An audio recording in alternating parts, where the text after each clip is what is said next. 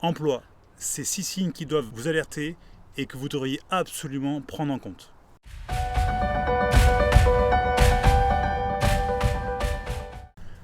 Bienvenue, et avant de démarrer cette vidéo, nous vous invitons à vous abonner à notre chaîne et à cliquer sur la cloche pour ne rien manquer de nos futures publications. Alors, emploi, c'est 6 signes que vous devriez prendre en compte.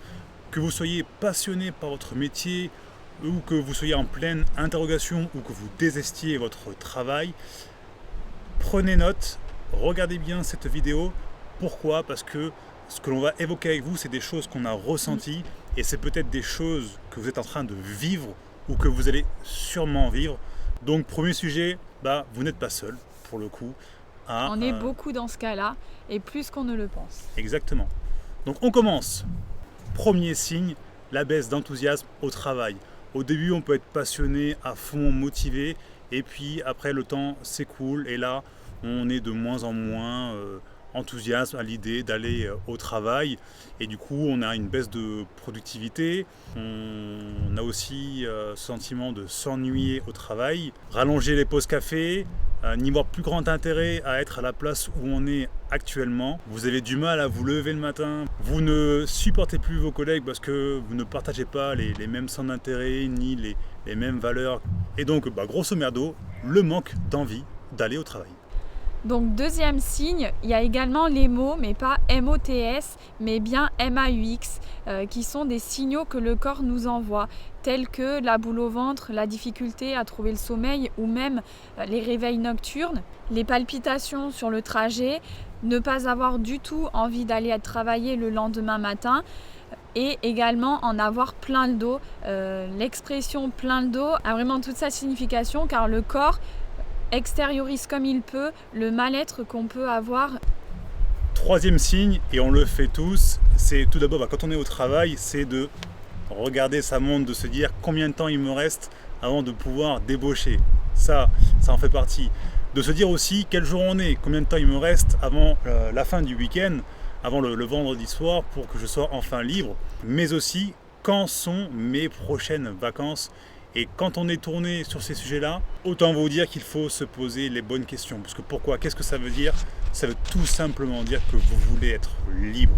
Et que du coup, si vous avez le sentiment que quand vous êtes au travail, vous mettez votre vie entre parenthèses, c'est-à-dire que vous ne profitez pas pleinement parce que vous échangez votre temps contre un salaire et qu'à côté, vous ne pouvez pas profiter de votre temps libre, de profiter de votre famille, de profiter de vos loisirs, de vos passions, là, il faut réellement se poser les bonnes questions.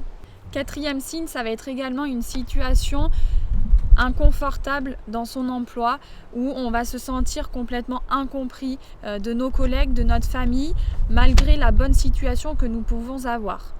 Il y a également un sentiment qui peut nous être inconfortable, c'est ce sentiment d'être obligé d'être là, pieds et poings liés avec notre emploi pour payer nos factures à la fin du mois.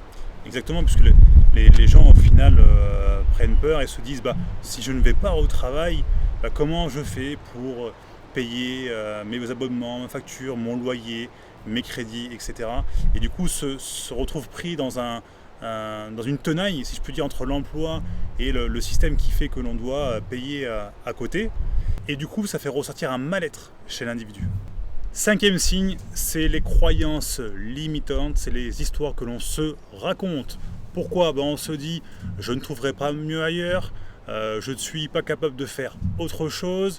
Comme on a pu juste le dire un petit peu avant, on empiète un petit peu, c'est si je quitte mon emploi, comment je fais pour payer mes factures ? C'est le manque de confiance en soi, de se dire je suis trop vieux, je ne suis pas assez compétent. Mais c'est aussi l'influence qu'a les gens sur nous à vous dire non mais attends, si tu quittes ton emploi, comment tu vas faire ? Mais t'es un grand malade, tu vas jamais t'en sortir, ça va être la dégringolade pour toi. Et du coup, encore une fois, là on est pris dans une spirale où on se dit non, je suis obligé d'aller au travail, c'est obligatoire, c'est comme ça, c'est la vie, et j'irai au travail jusqu'à 63, mort s'en suit, 65, 67, peut-être d'ici là 70 ans, 80 ans, on verra ce que l'avenir nous réserve.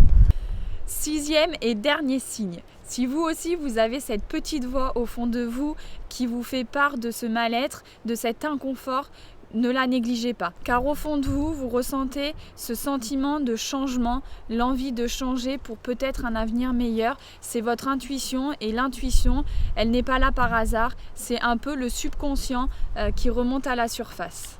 Comme on dit chez nous, quand il y a un doute, il n'y a pas de doute. Alors autorisez-vous à devenir pleinement vous-même, vous en avez entièrement le droit. Ces 6 signes-là, j'ai pu les vivre tout au long de mon parcours et c'est vraiment des signes que j'ai pris au sérieux pour en arriver à quitter mon emploi, quitter le navire avant qu'il en soit trop tard. Et partant de là, du coup, maintenant c'est comment on peut quitter son emploi. Alors l'idée, c'est pas forcément de quitter du jour au lendemain son emploi, mais de se dire qu'est-ce que je pourrais faire en parallèle de mon activité qui me permettrait, à une échéance donnée, de pouvoir quitter mon emploi.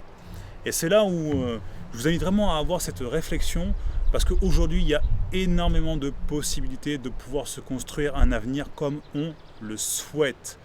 Nous, on vous l'avait dit dans notre précédente vidéo, on vise la retraite à 40 ans et on est sur le chemin de cette retraite à 40 ans.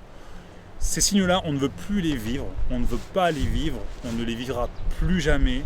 On ne veut plus être tributaire d'un système, d'un emploi qui fait que ça nous impose certaines contraintes comme on a pu l'évoquer justement. Donc concrètement, regardez ce que vous pouvez faire autour de vous.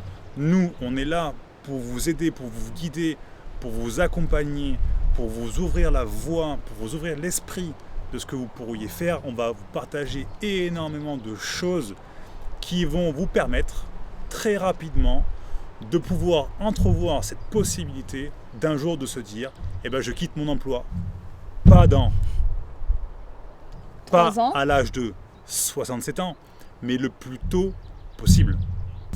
Donc ce qu'on peut faire à notre niveau très rapidement, c'est déjà développer d'autres compétences qui vous permettraient peut-être de changer d'emploi, pour le coup, puisque vous pouvez très bien changer d'emploi, ou développer des compétences, vous former sur des possibilités d'investissement, d'activités qui vont vous permettre de générer des revenus récurrents à côté de votre emploi.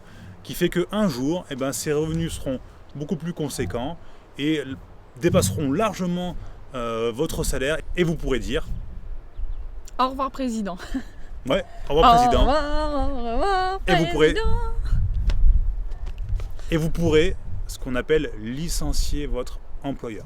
On espère que cette vidéo vous aura plu. Si vous êtes reconnu parmi ces 6 signes, on vous invite à nous contacter pour pouvoir échanger. C'est tout pour nous et on vous souhaite une bonne continuation.